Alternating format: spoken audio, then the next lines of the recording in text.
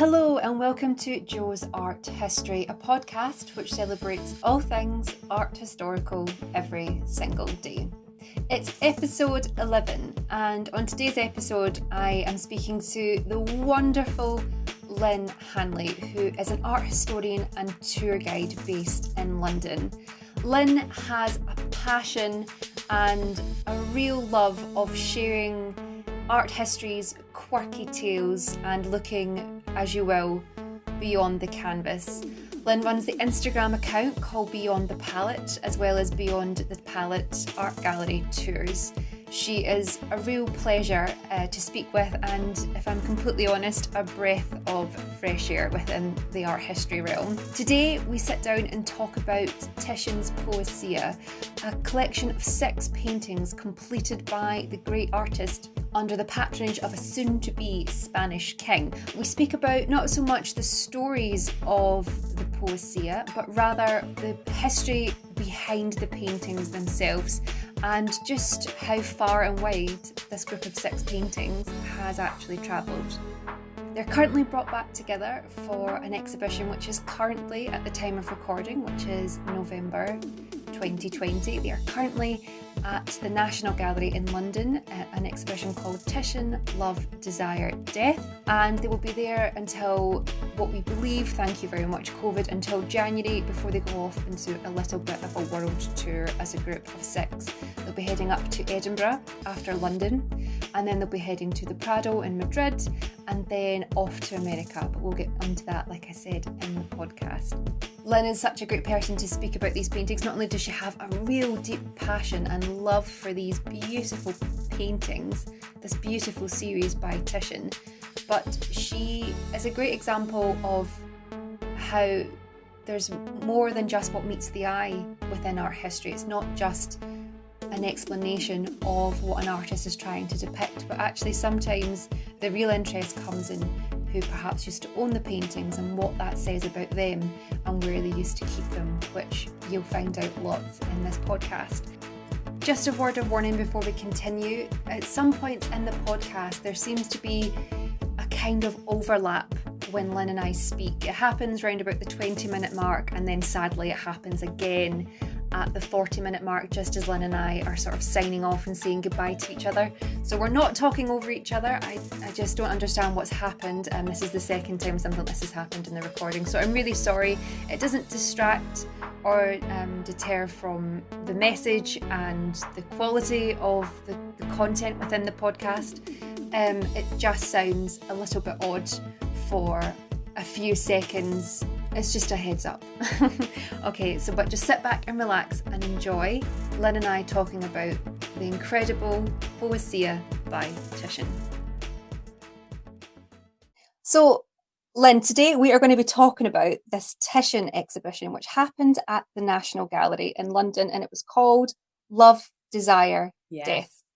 I think the obvious first question to ask you is, for people listening who might not know, who was Titian, or who is Titian? Yes, well, definitely who was Titian. He's very definitely dead, which is such a shame because, oh my goodness, would I have loved to have met that man. 16th century Venetian artist, essentially. He was very prolific. He worked for numerous very high-profile patrons, but never for one single one. Incredibly good at plate spinning was Titian. And yes, and so he was a sort of natural choice for Philip II of Spain, who wasn't king at the time that he first met Titian, to sort of complete a commission. And this is essentially what this exhibition is all about, is about this commission that he completed for Philip II of Spain. Yes. Am I correct in thinking? Yeah, exactly. Yeah, and that in itself is really quite interesting, actually, because it's a commission that was probably largely driven in content by Titian. So we don't really know very, very much, but Titian and Philip II, who was he wasn't king, as I said, at the point that they met. We know that they met in Augsburg in 1550, 1551. And it was probably at that point that they spoke about several things, including the fact that Philip wanted Titian to create a series of erotic works for him. Not just erotic works, there were religious paintings thrown in there as well, but I think the erotic ones were the most interesting, and certainly they are, as you might have gathered, the subject of the exhibition, Love, Desire, Death. So Philip, fairly young, kind of wanted to build up his collection a little bit in the shadow, to be honest, of his father, Charles V, who Titian had also known and painted. They met, they discussed this commission, and off Titian went to create some of the most extraordinary works, in my opinion, ever painted. Tell us a little bit about this series of paintings. I mean, how many are in the series to begin with, and what is the inspiration behind the series? So there are 6 in the series. There might, possibly, it was intended that there might have been more, but there are 6 in the series. And the inspiration was Ovid, actually. So Ovid's Metamorphosis. So Ovid, just to go back, was a Roman poet from 8 AD. And what he did in Metamorphosis was weave together stories from Greek mythology. So if you know anything about Greek mythology, you will know that the stories already, the material for these paintings is already really quite juicy. In fact, then the lives of the paintings kind of match the material, to be honest. So he created stories from Ovid's Metamorphosis, or Titian took the stories from Ovid's Metamorphosis. But what he wanted to do was, he really wanted, I think he was testing himself, actually. So he was in his 60s at this point, Titian, and I think he really wanted to elevate the art of painting, because poetry, poets, this was all considered quite a scholarly art, and something that was very much looked up to. Poets were looked up to, but painters, artists at that point weren't really. They were more just craftsmen. There wasn't anything cerebral particularly about painting, or considered to be at that time. And I think what Titian really wanted to do for Philip II in these works was to bring the qualities of poetry into painting, to elevate paintings and the work of the painter to the level, with all the sort of lyricism and sensuality that would entail. So that was a very long answer to your question, wasn't it? No, not at all. Not at all. I thought it was beautiful. And can you tell I'm passionate about them? I think they're fantastic. But they're brilliant, though. They are brilliant. So he got his inspiration from Ovid, but I think he was also, his inspiration was to try to elevate painting, and I think it was a gift for Titian, because I think that he had the freedom. It certainly seems, in terms of any documentation that has been found or not found, perhaps more to the point, that he was given pretty free rein, which was really quite unprecedented, actually. Yeah, absolutely. Particularly that it was a future king, essentially, that was paying for these, and there wasn't really a sort of tight brief, Completely. if you will. And how interesting that you said that poets were considered these sort of top-notch people in society, and artists were not, and how I can't help but sort of compare that to today. I think if poetry now, I think it's very much a flip almost, and sort of an artist sort of stance, and perhaps someone that takes poetry. I just think it's so interesting. So from these poems, this is where the series gets their name, and this is where I get it wrong. Poesia? This is how you pronounce it? Poesia. We can say Poesia. That sounds Italian, right? Yeah, absolutely. So and they're very sort of racy paintings, so it has to sound sexy. Completely, and everything sounds sexy in Italian. So we're not really going to talk about the story of what Titian has depicted in these, because the National Gallery themselves have released an incredible sort of series right at the start of this year, of where they kind of the curators go around and they delve in deep into each story within the series. But what's really interesting and what sort of you're bringing to the table today, Lynne, is this story behind the canvas almost of these incredible artworks, because they really have done the rounds. Oh, so they really have. Yeah. I think, as I said earlier, I think it's kind of hilarious, well, not hilarious, but charming, really, that their own lives, their own biographies have matched in many cases those of the stories inside them, or the biographies, but the stories inside them. Yeah, definitely. They all started off fairly normal, but then it kind of all sort of started to kick off in the 17th and 18th centuries, and they all went different ways. So the series itself was painted between 1551 and 1562. Yeah, exactly. Something like that. Am I correct in thinking as that? I said, Philip and Titian. Can we call them Philip and Titian now? Phil and Tish? Philip and Titian? Yeah, of course. You can never call Big Phil Phil. and Tish. That's so rude. You wouldn't have liked that, I'm fairly sure. So after they'd met, and we kind of assumed that 1550, 1551 was when they discussed this series of works. And by the way, I think basically Philip II's stipulation was that can you please stick a few nudes in there, because these were erotic works, and Titian said, yes, I can. And in fact, just as an aside, if you look at all the works, you absolutely have nudes in all sorts of different positions, one from the front, one from the back, from the side, standing up, sitting down.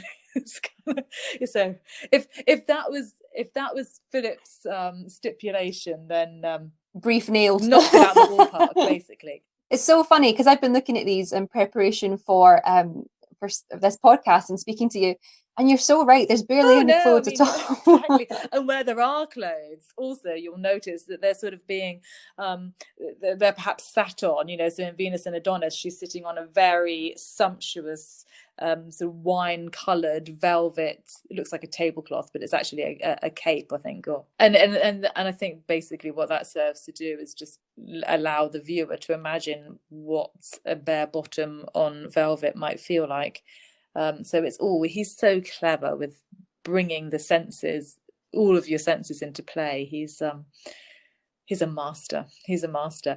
But yeah, so these were all sent to Philip as they were completed. So in the 1550s and into the early 1560s, they were all sent to Madrid, apart from actually Venus and Adonis, which was the second painting that Titian completed for Philip. It feels a bit wrong calling him Philip II. Because he was, in fact, Philip II was, in fact, in 1554, he was in London. So that painting was delivered to London. Venus and Adonis was delivered to London. And the reason that he was in London was because he married Mary Tudor. Mary Tudor. Didn't last very long before she died, didn't she? I think it was only like 4 years or something. But yeah. So that went to London, and then when he moved back to Spain, I think he ascended the throne. I think I'm right in saying 1556. And so they were all probably in the Alcazar in just outside of Madrid, where they stayed, but they only just about managed to hang on in there for the duration pretty much of the 17th century, most of them, because they were all part of a fantastic negotiation between Charles, the Prince of Wales. So now I'm in Britain. So Charles I, who was then the Prince of Wales, actually travelled to Spain in the early 17th century to woo the Spanish Infanta. So these almost got sent to Britain in the early 17th century as part of marriage negotiations. So they sort of became pawns in wedding negotiations, in this marriage negotiation. But of course, this whole marriage negotiation, Protestants, Catholic, basically Catholic Spain was very much trying to also boost Catholicism in Britain or England. And so along with these wedding negotiations, there was a whole raft of stipulations from the Catholic Church for Charles I. But the story goes was that Charles I was out in Spain, sort of taking part in these negotiations. And as negotiations went on, he pretty much agreed to everything, which was alarming and very surprising. Marvelous for the Spanish. They thought they were doing great. But it turns out that he felt that he was basically being held hostage by the Spanish king. So this isn't Philip II now. We've moved on, obviously. So this is now Philip IV. We're in the 17th century. And so as soon as all of these negotiations were pretty much wrapped up, and Charles was able to leave the vicinity of the king, basically as soon as he escaped, he completely repudiated the agreement, and because he repudiated the agreement, the paintings, which, as each negotiation, as he acquiesced to, one thing after the next, another painting went into the shipment, or was, into the crate to shipped, and another one, yes, okay, I'll do that. Another painting goes in. He to be sent to him, as they knew that he liked art, and then as he repudiated the agreement, I can imagine somebody scrabbling to remove them all from this crate very hastily so that they remained in the Spanish collection. Exactly. Get to the port. Get them out. They're not having them.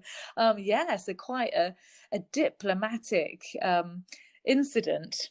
It's just incredible, really, because Charles I of England, he was a huge patron of the arts, and famously, when he was beheaded, all his collection was sold and dispersed, and the money went back into the state. So how funny to think that these Titian works could have been part of that. Yeah, they could have been part of it. They could have been part of it. So they all stayed together. So what's next in the story? They did all stay together. Apart from, it seems that at some point in the 17th century, Perseus and Andromeda was probably sold. We don't really know, but it then turned up in the collection of the Flemish artist Anthony van Dyck. So actually, that one did come to Britain before the rest of them. So Van Dyck at that point was Charles I again, or if he, up he crops, was court painter to Charles I. So Perseus and Andromeda was in his collection, and he absolutely loved Titian van Dyck. Titian was his complete hero, and it seems that it was really celebrated, Perseus and Andromeda, in this collection for quite some time, and it was copied and so on, and then it kind of fell out of favor. And that one, Perseus and Andromeda, actually only then resurfaced in 1815 when it came up for sale, and at that point it did stay in the UK. It was sold to the Marquis of Hertford. If any of your listeners have been to the Love, Desire, Death exhibition, they'll know that it was lent to the exhibition by the Wallace collection. So it is part of the Wallace collection. It was sold to the Marquis of Hertford. Generation down the line, his son then eventually bequeathed it to his illegitimate son, Richard Wallace collection. And Richard Wallace was the first, probably since Van Dyck, to really treasure Titian's Perseus and Andromeda. And he treasured it so much that he hung it in his dressing room, which was basically his bathroom. So I like to think of Richard Wallace soaking in a bath, enjoying the image of Perseus and Andromeda. Because the because the Perseus and Andromeda, there's a big sea monster in it. Is this yeah, am so I it's kind correct of in thinking perfect. this It is is, this is yeah. this So one? this is Perseus saving Andromeda from this horrific sea monster. So it's one that ends happily. Yeah, he manages to release her from her chains and carries her off. But yeah, so that it was treasured, I think, when it was in Richard Wallace's collection. He died before his wife, so his widow, Lady Wallace, eventually died in 1897 and bequeathed the painting to the nation along with the rest of the Wallace collection. But there, it's interesting because I think the National Gallery thought that they probably wouldn't be able to include Perseus and Andromeda in the Love, Desire, Death exhibition because the terms of Lady Wallace's will were that the Wallace collection should always remain together.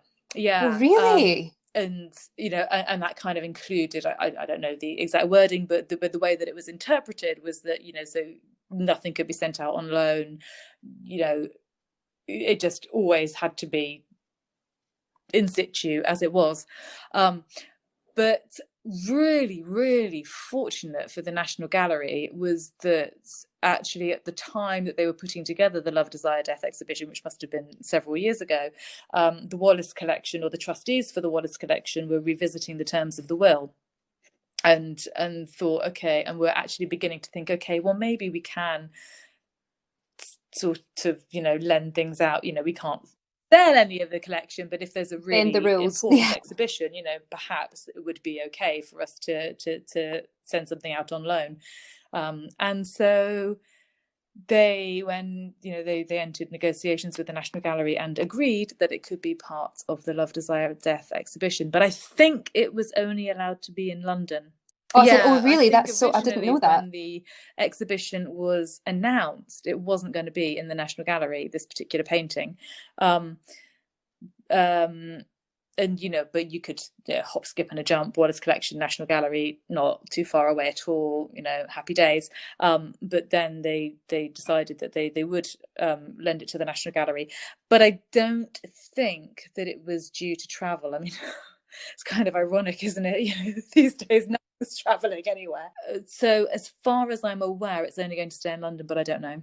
Oh, because this brings us on to another point that I don't think we've mentioned, that these 6 paintings haven't actually been shown together in a number of years, since they were with Philip II, and they've all kind of been dispersed all over the world. That's what's so interesting and why this exhibition is so exciting.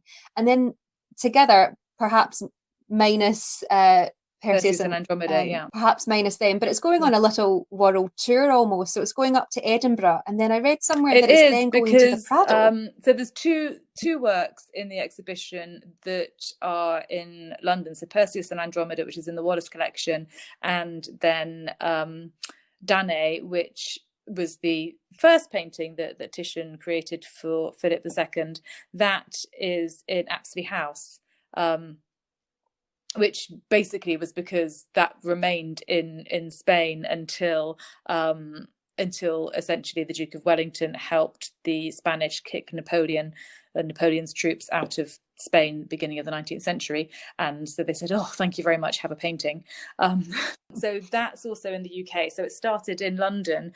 And then because the two Dianas, Diana and Callisto and Diana and Actaeon, were bought for the nation eventually, they had quite a story, in 2008. They're shared between the National Galleries of Scotland and the National Gallery in London. So then the exhibition is moving on to Edinburgh eventually, God knows when.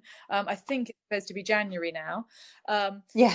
Then, because some of the works, so which one is in Venus and Adonis is in the Prado, so it's going to the Prado, and then of course the Rape of Europa is in Boston.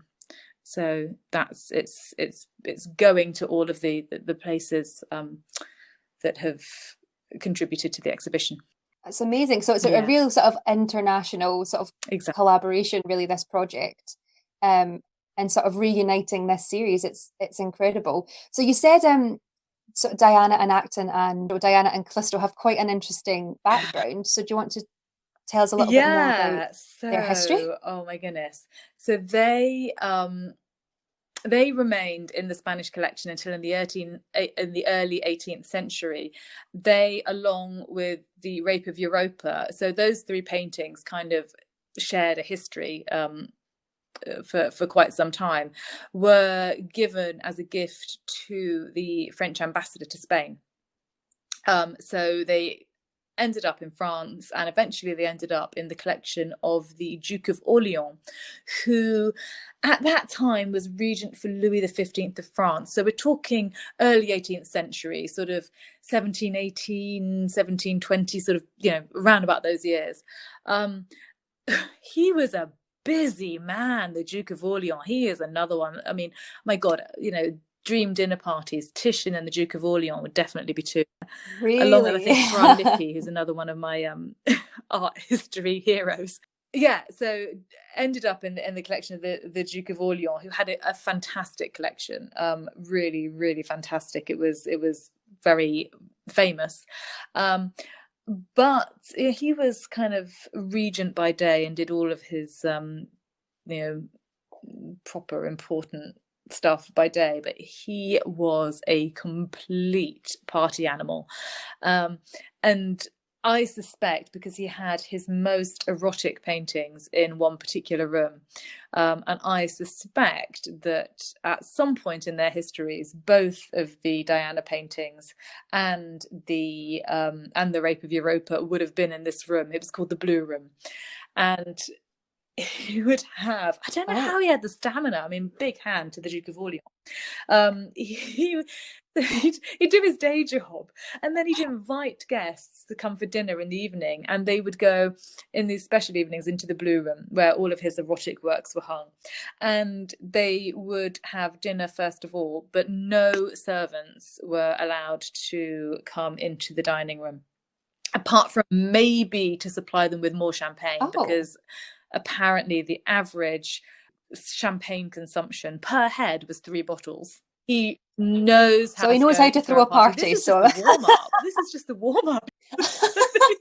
We haven't even got to the Blue Room. Fantastic time in the Blue Room, and I just think so. At the top of the Rape of Europa, there's this little kind of cherub whose eyes look like they're popping out of his head, and he's kind of looking at Europa. But I just think, my God, if he was in that Blue Room, his eyes would have been out on stalks, I think. So then they would go off, and they would go off to a ballet or something, or an opera, where, by the way, the Duke of Orleans had, depending on where they were, but he had a sort of a bedroom, a salon, just off the theatre, so that if his guests were overcome with amorous feelings, they could go and avail themselves of this room. Or maybe, let's bring this a bit down to earth now. Maybe after 3 bottles of champagne, some of them needed a bit of a snooze. I don't know.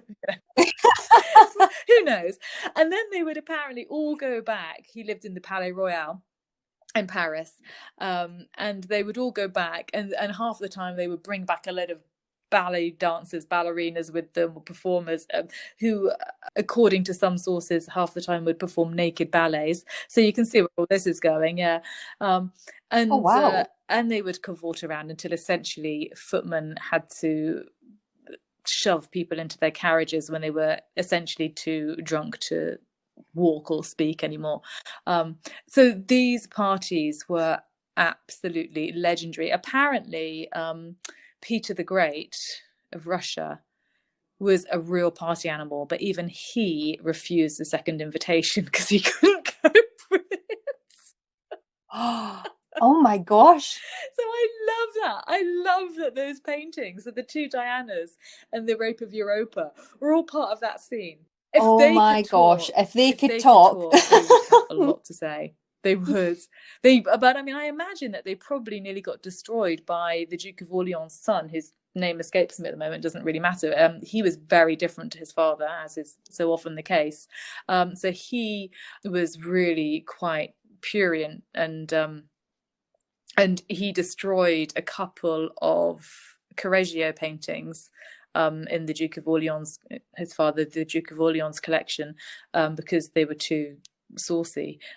So similar subjects actually from Greek mythology, and they have been restored. But it is a minor miracle that he didn't get hold of the Diana paintings and the Rape of Europa. So a lucky escape. Amazing. I love that history. But then, oh my goodness! So then the Rape of Europa was sold off. So after the French Revolution and so on, sold, and actually the two Diana paintings and the Rape of Europa then did come to Britain. So they were always destined to be here. I think there is something that was just dragging those paintings, particularly the two Diana paintings, over to the UK. They might have escaped a couple of times, or once at least, but they did end up here. So they ended up here after the French Revolution. And the Rape of Europa was then bought by a lady called Isabella Stewart Gardner, where eventually it survived another potential disaster. So Isabella Stewart Gardner was a real patron of the arts, and in fact, have you been to her museum in Boston?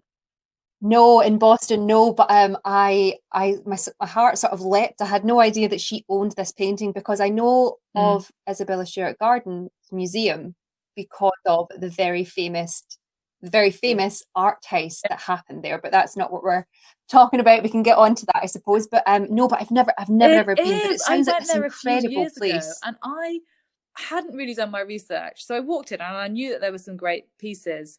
And I literally every room, I think that my fellow visitors thought that I was completely bonkers, because in every room I was sort of let out a little squeal of delight.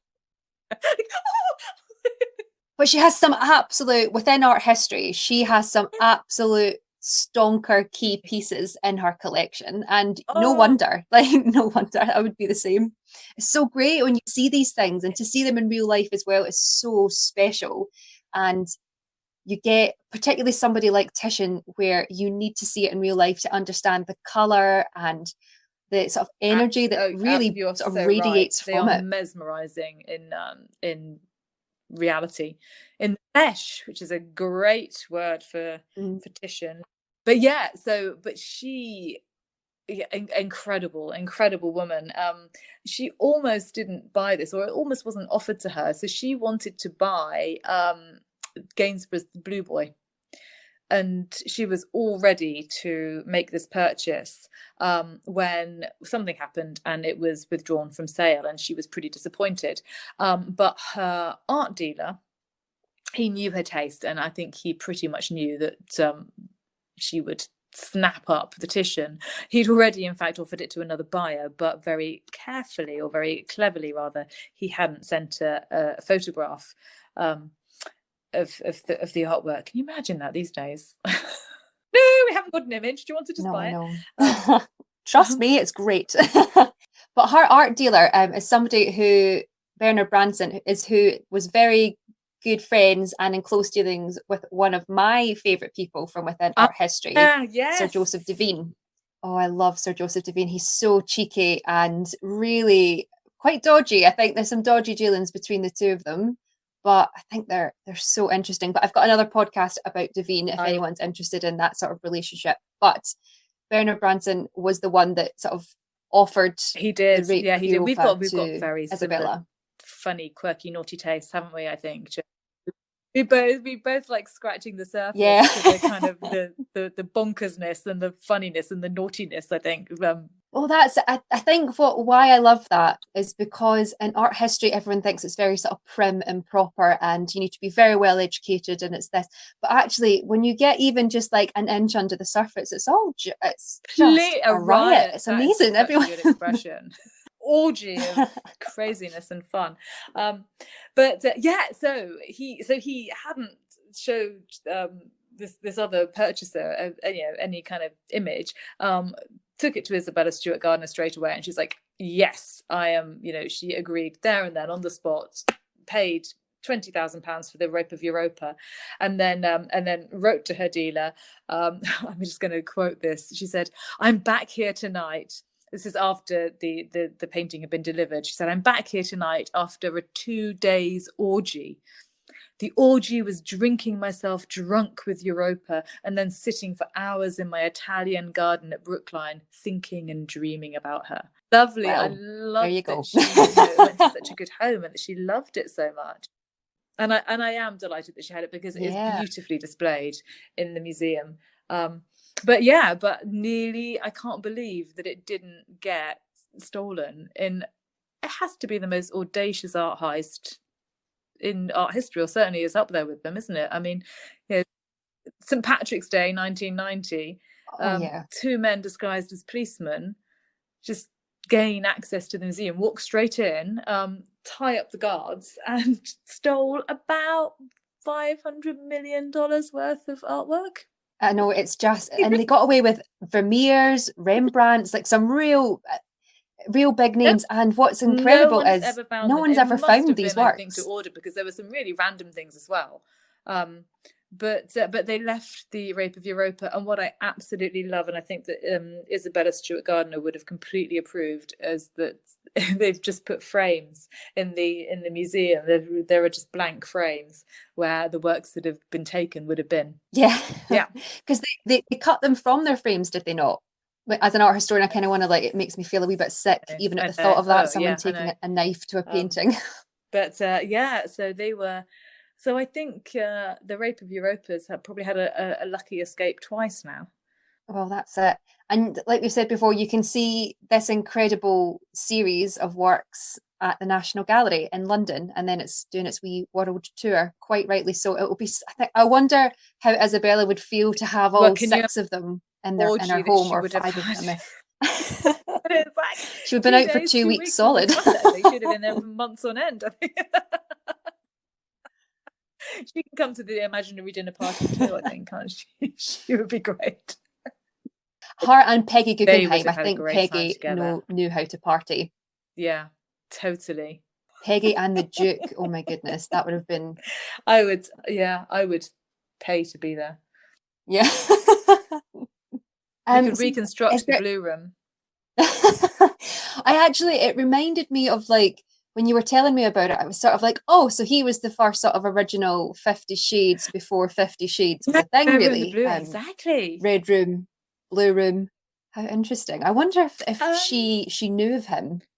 I don't know, probably, because all of this documentation hasn't just suddenly come to light. It's all, it's all been there. So I would like to think that she probably did. There's no reason that she wouldn't have done, as far as I'm aware. So who knows? Maybe we've cracked it. Maybe we've actually, together, through looking at Titian, we've discovered the inspiration behind 50 Shades of Grey. There we go. Oh. All before midday. I think, what was her name? James, what's her name, the author? So is there anything else that you would like to share with us about the stories behind these incredible works? What else have I got? Well, there is a Russian art collector who has done incredibly well. So there were lots and lots of different versions of Venus and Adonis. It was an incredibly popular image, probably because Venus basically gets hers. So Venus, throughout loads of paintings, loads of stories, is wreaking havoc, and with other people's love lives and so on. And in Venus and Adonis, it's her who is accidentally struck by Cupid's arrow and falls in love with Adonis and begs him not to go off hunting. He does go off hunting and he gets killed. So very, very popular painting, and there were loads of different versions of it. So the painting that has now been established as the work that was sent to Philip II of Spain is now in the Prado, and it was actually I mean, there's Oh. still some discussion and debate, but it's thought that it was that one because of a crease actually in the painting. So there's a crease across kind of and you can see it if you go to the exhibition. Just have a look and you can see it sort of just crosses Venus's neck, and it's all along the canvas. And Philip II actually wrote to Titian and complained about this crease when it turned up in London. That's when he was with Mary Tudor. Yeah, exactly. So anyway, Tudor. lots of different versions, but because of this crease, the original, or the one that was sent to Philip II, has now been established as the one in the Prado. And it was thought for ages, because there are sort of slight variations of composition within the sort of the basic theme, and it was thought for ages that this painting in the Prado was the first of this particular composition. But then a French art dealer bought a copy of Venus and Adonis, and it was thought not to have been by Titian, in 2005 for £50,000, and he sold it for a really great profit to a Russian collector. But the Russian collector had it properly analysed, and when they were looking at this painting, they realised for a start that it definitely wasn't a fake, that it was by Titian's hand. So the French art dealer was like, what? But they also realised that, in fact, the version in Moscow was the original composition for the painting that was sent to Philip II of Spain. So kind of extra kudos for that. So yeah, there is a French art dealer that is out there somewhere who is still probably spitting tax, I would imagine. He's given away an incredibly valuable work of art. Just to put that in context, the Diana and Callisto and Diana and Actaeon were bought for the nation in 2008 for a cool 50 million a piece. Yeah. Oh my gosh. Wow. And those two, the Diana paintings, they split their time, do they not, between, because they were up in Scotland in the National Gallery in Edinburgh, and they split. Is it something like they rotate which museums they're shown so I don't know. every few years. It seems to be like 2 or 3 years or something. I don't actually know, but yeah, they split their time between Scotland and London. I love that though, this sort of like cross-border sort of relationship, and sort of artwork on a loan cycle sort of thing. I think that's really interesting. Because my opinion is just, my goodness, just let as many people as possible see these things, because they are fantastic. Absolutely. Well, Lynne, thank you so much for coming on and sharing with us this story beyond the canvas of these incredible works by Titian, which, as we said previously and throughout the podcast, you're able to see at the National Gallery, which is running, we think, now until January. Nobody's really sure, thanks COVID. And then it's coming to Edinburgh, and then the Prado in Madrid, and then it will be in the Isabella Stewart Garden Museum in Boston. Before you go, where can people find you and find out what you're up to? Thank you so much for having me. I have absolutely loved chatting to you, Jo. If anybody is interested in me, they can find me on Instagram. It's Lynne_beyond the palette. So that's BEYOND, the PALETTE. And I am on Facebook as well. I think it's just Beyond the Palette on Facebook.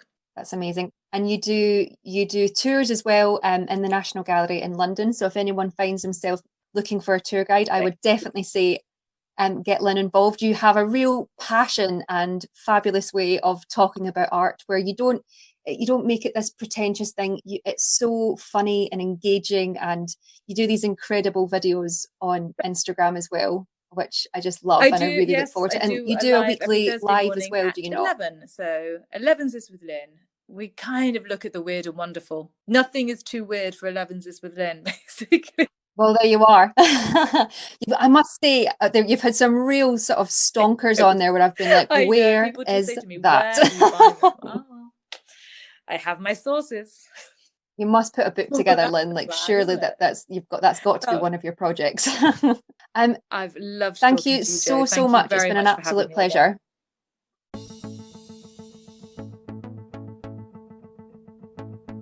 And there you have it, the end of another episode of the Jo's Art History podcast. I would just once again like to take this time to thank Lynne for coming on the podcast and speaking so passionately and entertainingly about this series and the owners and the stories behind the canvas of this incredible series by Titian. Like I said at the beginning, there is a little bit of overlap in the recording for some reason, which I'm not too sure, so it kind of sounds like, particularly right at the end, that Lynne and I are speaking over each other. My editing skills are not up to scratch. What you might not have heard when that happens right at the end is that Lynne every Thursday morning at 11 o'clock does a live on Instagram called 11sies with Lynne. And she really sort of delves into the weird and wonderful in art history. It's really, really entertaining, and I would highly recommend that you tune in and that you follow Lynne as well if you check her out on Instagram. She does these incredibly entertaining videos where she's perhaps the artist themselves, or she's in a newsroom discussing something. She's just brilliant, and please go follow her. You will not regret it at all. All the images that we refer to in this episode will be available to view on the highlights reel of my Instagram page, which is Jo's Art History, or you'll be able to find them on my website, which is www.josarthistory.com. If you've enjoyed this episode, please make sure that you like, rate and subscribe on whatever platform you're currently listening to them. And if you perhaps don't have an Instagram or don't want to go onto my website, you can also find the images on my YouTube channel. Watch along on YouTube, and as we mention something, I insert the image into the little video that I make, and people seem to be quite enjoying that. I'm getting quite nice feedback about that, so please do go check it out on YouTube as well, and that's also something that you can just have on in the background should you wish. If you want to get in touch with the podcast, you're very welcome to. You can email me, josarthistory@gmail.com. Finally, I would just like to thank you for listening. I hope you've enjoyed this episode and that you've learned a little something. I know I definitely have. And if you're in London or Edinburgh, Madrid, Boston, do make sure that you keep an eye out for when the Love, Desire, Death exhibition is coming to a place near you. It's a really beautiful series of paintings, and I would highly recommend, really as a once in a lifetime thing, to try and see these works. And they're incredibly beautiful, so if you can get yourself to one of these places, I would thoroughly encourage you that you do. Thank you so much for listening. I've been Jo McLaughlin, your host and your resident art historian, and I will see you next time on the Jo's Art History podcast. Until then, keep learning, and remember, art is for all.